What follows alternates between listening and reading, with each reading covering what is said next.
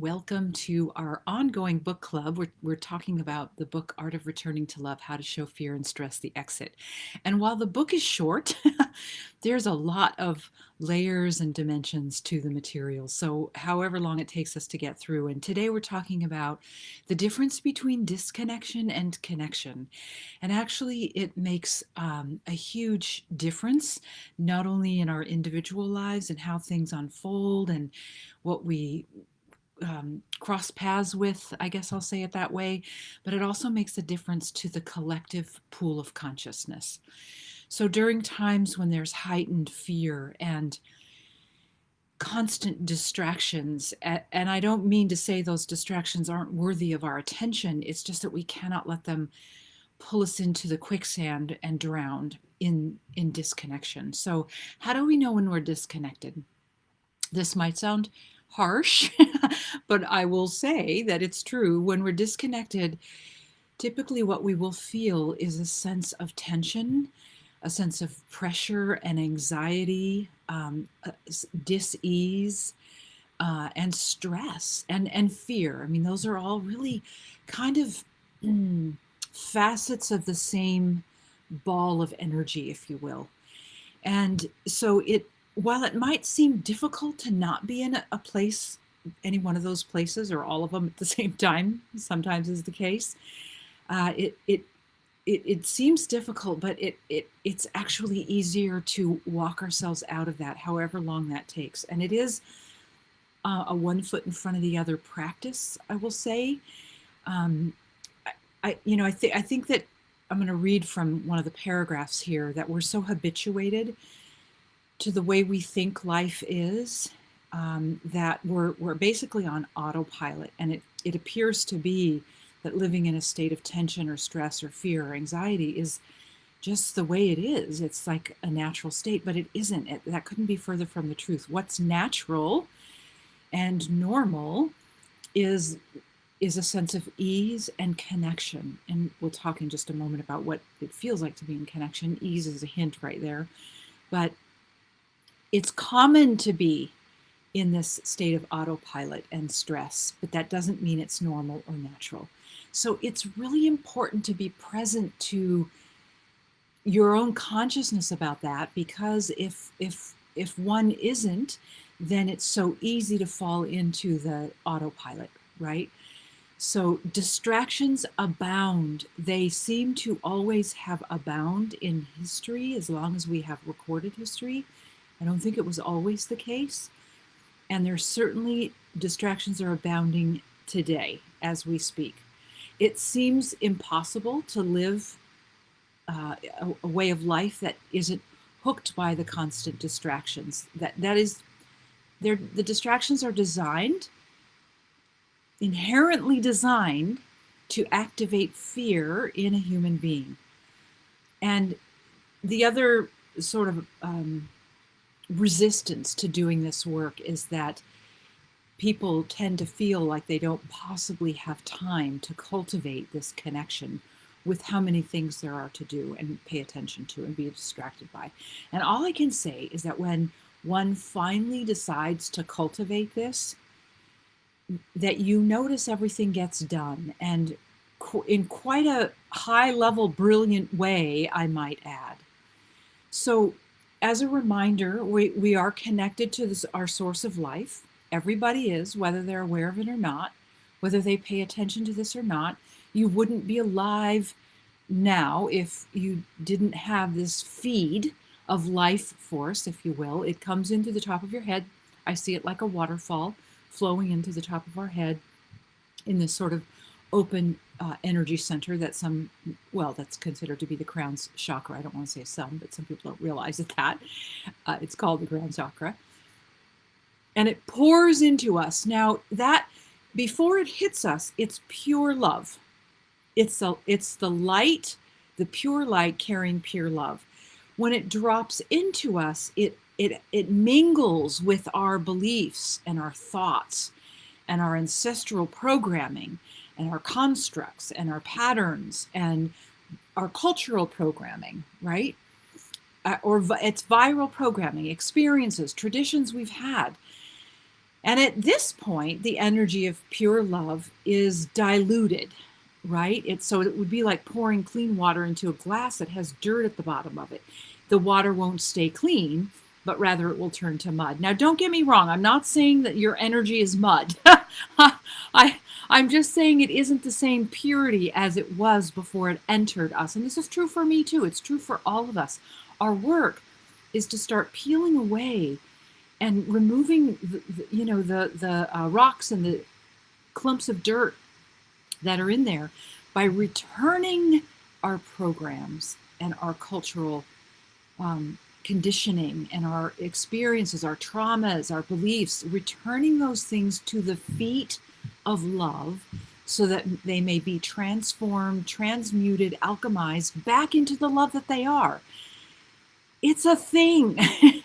And I feel like I'm going to be talking about this for the remainder of my life because it seems to take a minute for a human mind to sort of come around to the fact that this is the primary thing that each of us, if we focused on, our entire world would hit a critical mass and shift and heal, and peace would reign over war, and a human mind will think, oh, that's impossible because it's never been that way.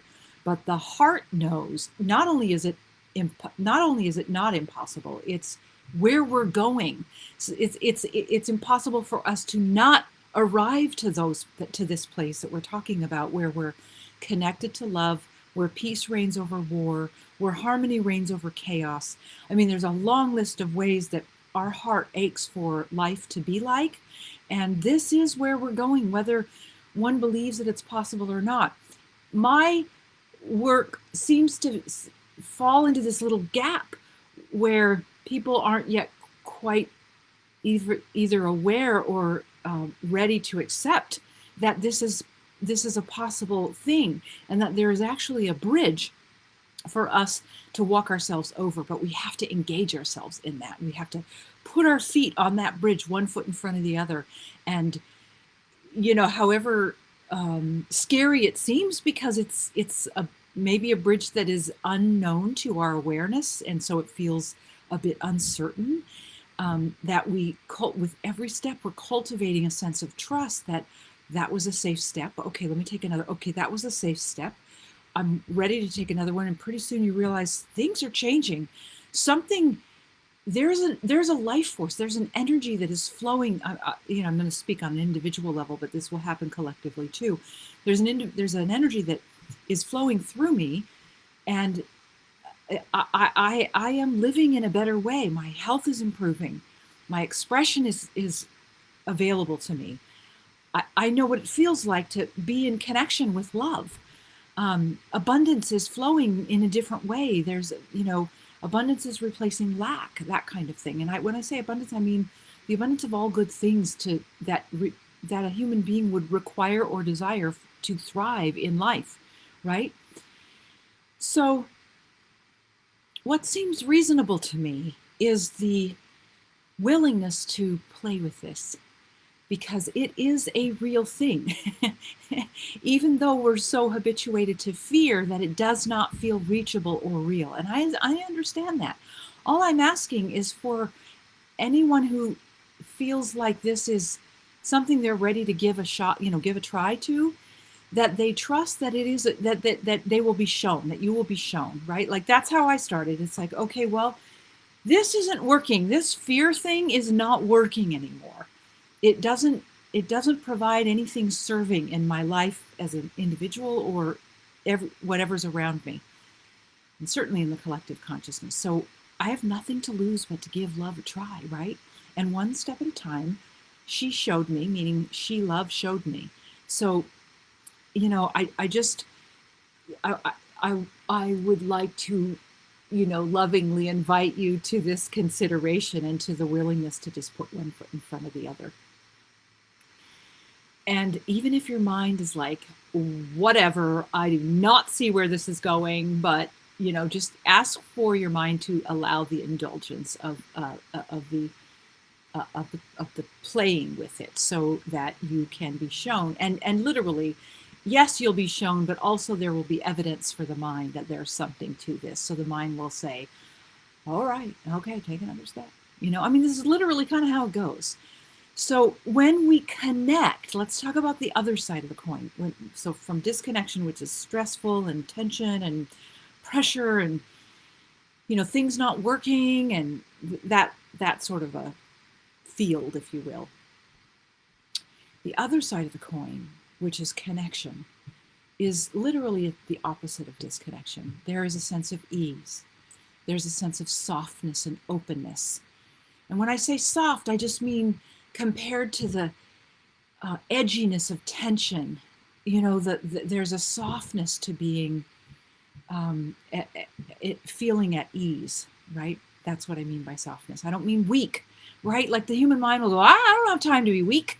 I'm not talking about weak. I'm talking about soft compared to hard, or soft compared to rigid, or soft compared to tangled up, Just think of like a wire compared to this most soft type of yarn you can imagine. That would be a good difference, right? Of course we want to rub that yarn all over us. And we would not want to take a wire that has pokey things in it and, like, let's think of a barbed wire, and rub it on us, right? Like there's no attraction to that.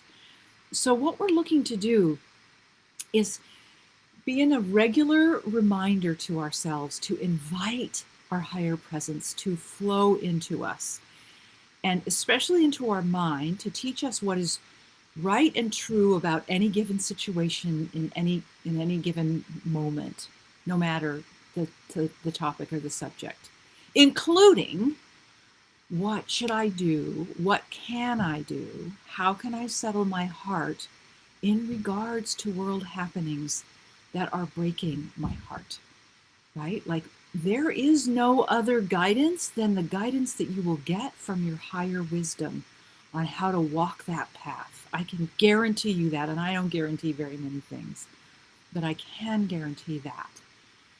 The guidance from your higher self will teach you how to be at peace in the face of not peace, right? And then when we do that, when we're living in a relatively peaceful place in our life, comparatively speaking to other parts of the world, I'll just tell you how I feel about that. It's my job to center myself in peace so that I have peace to offer the collective consciousness. If I get my underwear all up in a bunch about what's happening, and I have my moments with that, don't get me wrong, but those moments teach me to reach and ask and request from my higher wisdom, my higher intelligence, my divine self, to know how to be in this moment. And it always brings me back to a centered place of peace. And then I feel like that's the energy I have to gift the collective consciousness, to run down my feet, out the bottoms of my feet, and into the the grid that is in Mother Earth, so that all humans, all beings, all life has access to it. Like, this is the thing, we get to do this. But if we don't even know that it exists to do, then wow, then we just stay sort of stunned and frozen in our fear, and that does no good for anyone, including yourself, right? So I would just say that your true purpose as a human being, especially on the planet now, is to connect to your higher presence. That's the one thing that if you did, it would affect everything else in your life in a positive way, including impacting the world in ways that you can't even know. It's the butterfly effect. In case you're not aware of that, you can look that up or Google it. It'll describe that, a choice you make right now can affect someone or something or a situation on the other side of the world. And this is a real thing. This happens, it's similar to the radio waves. We don't see the radio waves, but we get songs on our radio. I mean, I'm dating myself because who listens to the radio anymore? But just to make the point, it's the same idea. There are these waves that are transmitting energy and frequencies, and we're no different. Right? So the invitation is to transmit energy in connection with your higher presence, because our higher presence, your higher presence and my higher presence, is always flowing the purity of love. And love is a container that holds every good frequency of energy that any of us could possibly want or need. So give it a try. Like, what do you have to lose? We have proven to ourselves, individually and collectively, that fear does not get us anywhere good. And the opposite of fear, some say, well, I mean, based on the Course in Miracles and different spiritual traditions and religious understandings and philosophical understandings, the opposite of fear is love. And so we have to cultivate that. And one of the easiest ways to cultivate love is by two ways: kindness and gratitude. And first, give those beautiful gifts, that hold a very specific frequency that is attuned to love. Give those to yourself first, so that your cup is filled with it, so that it overflows in a collective way. That's an impact. That's a true worldly purpose that each of us can do right where we are. We don't have to be anywhere else but where we are to cultivate that energy, right? It's also a recipe for addiction, depression, anxiety, and unhappiness, and concern for the state of the world and where it may or may not be headed, right? Like, there is no other antidote to the state of the world than what we're talking about here right now. It may seem like it lies in politics, or, well, let's just leave it at that. Let's say it seems like it lies in politics. And I'm not saying it doesn't, but it doesn't lie in politics before it lies in this connection that each of us are being called to. And we can't quite see it, right? Like, the division in the world is getting our attention for the division in ourselves, right?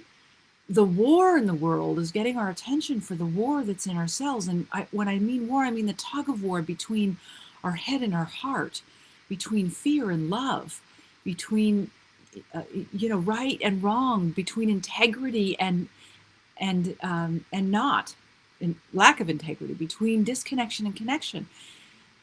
The division in the world cannot be repaired before we each repair our own divisions, our own disconnections, right?